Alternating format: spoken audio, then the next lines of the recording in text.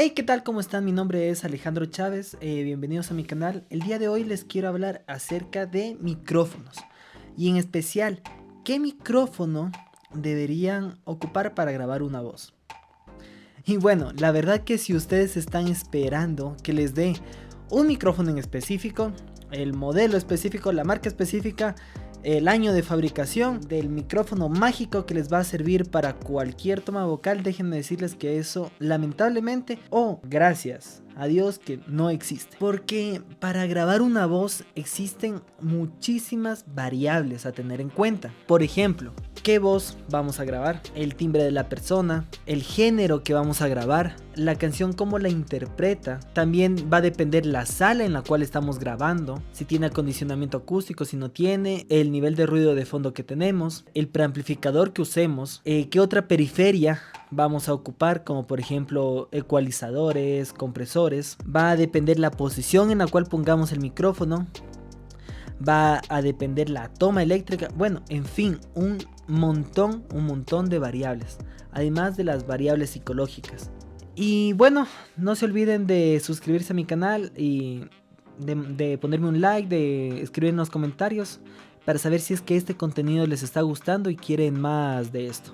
La verdad que existen micrófonos increíbles, como por ejemplo el U87 o el U47, pero no siempre debemos ocupar estos micrófonos. Y aunque existan un millón de tutoriales en donde digan, wow, ese micrófono es sorprendente para las voces, sí, la verdad que es un micrófono, o sea, son micrófonos increíbles, que son muy costosos, pero valen la pena lo que cuestan. No es que específicamente vamos a necesitar estos micrófonos y si no los tenemos, no podemos grabar primero. Y lo segundo es que no van a funcionar excelentes para cualquier voz, porque va a depender, como les comentaba, de un montón de variables. Entonces, lo que yo les recomiendo es probar entre las alternativas que tengan a la mano, obviamente.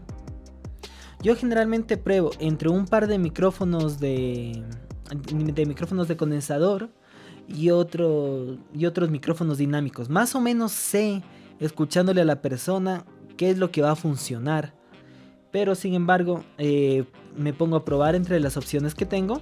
Quizás muchas veces suena mejor un micrófono de tubo. Una vez que tengo elegido un micrófono, me pongo a escuchar otras variables, como por ejemplo la sala, y decido si tengo que agregar más absorción, si tengo que poner por ejemplo frazadas, cobijas como le llamen, por ejemplo para secar un poco la sala, controlar las reflexiones tempranas. Después de esto veo si es necesario mover el micrófono, ya que en la posición del micrófono va a haber un montón de opciones.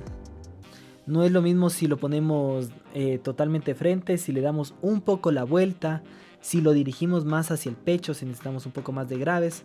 En fin, cantidad de opciones. Si lo movemos un poco más para atrás, para adelante. Después de esto, puedo ya empezar a jugar con, por ejemplo, el preamplificador. Y con esto puedo jugar quizás con qué preamplificador ocupo. Si ocupo un ecualizador, un compresor, qué nivel, qué ganancia le voy a dar. Y en fin, son un montón de variables. Así que yo lo que les quiero decir es que no se encasillen en solamente que solamente deben ocupar un tipo de micrófono, que sí o sí tiene que ser de condensador, porque mentira, muchas veces se graba con micrófonos dinámicos increíbles. Además que hay otros factores que van más allá de toda esta parte técnica que les comento, que son los factores psicológicos.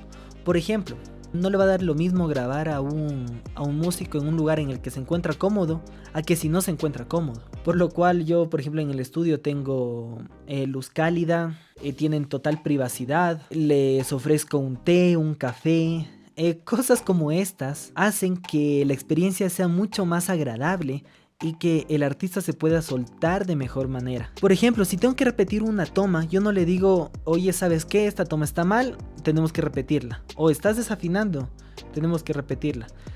Le puedo decir algo como, suena muy bien, pero creo que lo puedes hacer mucho mejor. Así que, ¿qué te parece si damos otra toma? Y después le digo, ven, ¿deseas escuchar? Para mí esta toma ya está sonando increíble.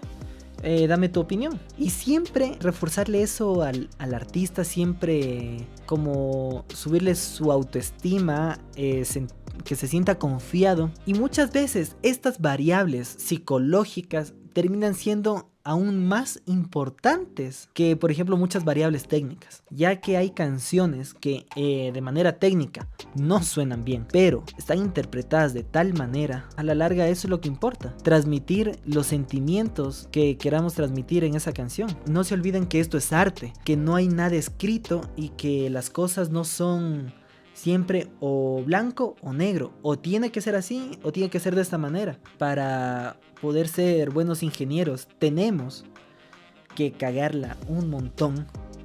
Yo la he jodido en 1.000.000 de veces y lo seguiré haciendo un montón de veces más, y así se va adquiriendo experiencia y experimentando. Yo creo que si nos quedamos con una sola opción o siempre lo hacemos de la misma manera, jamás vamos a adquirir experiencia.